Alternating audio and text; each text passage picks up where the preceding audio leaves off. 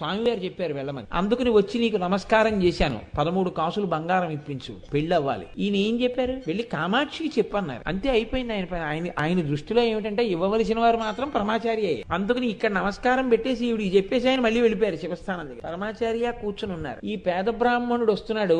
ఈలోగా ఒక పెద్ద ధనవంతుడు ఒకడు ఉత్తర భారతదేశం నుంచి స్వామివారి ఇక్కడ ఉన్నారని తెలిసి ప్రత్యేకం కంచి దర్శనానికి వచ్చాడు. వచ్చి స్వామివారి దర్శనం చేసుకుని లేచి వెళ్ళిపోతూ ఓ పొట్లం ఒకటే అక్కడ పళ్ళెంలో పెట్టాడు. ఏమిటదని అడిగారు స్వామి. నా దగ్గర ఏదో కొద్దిగా బంగారం ఉంటే తెచ్చానండి అన్నాడు. నేను సన్యాసిని, నాకెందుకు బంగారం పట్టుకుపోన్నారు అంటే, అబ్బాయి అలా అనకండి, మీ ఇష్టం, మీరు ఎలా కావాలంటే అలా వాడండి దాన్ని అన్నారు. అలా అయితే అలా అంటావా అన్నారు. అవును అన్నాడు. సరే అలాగే వాడతాలే, వెళ్ళి శుభం భూయా, వెళ్ళిరా. అతను వెళ్ళిపోయాడు. ఈ పేద బ్రాహ్మణుడు వచ్చాడు. మీరు చెప్పమన్నారు, చెప్పేశాను కామాక్షికి, ఎప్పుడు వస్తాయి 13 కాసులు అన్నాడు. అంటే ఆయన నవ్వి అన్నారు, ఆ పళ్ళెంలో ఏముందో మూట విప్పి చూడన్నారు. విప్పి చూశాడు. స్వామి బంగారు కాసులు అన్నాడు. ఎన్నున్నాయి? 13. చాలా, చాలు, పట్టుకుపో. ఆయన చేత్తో కూడా ముట్టుకోలేదు. తీసుకుపో, తీరిపోయిందని ఈ కోరిక.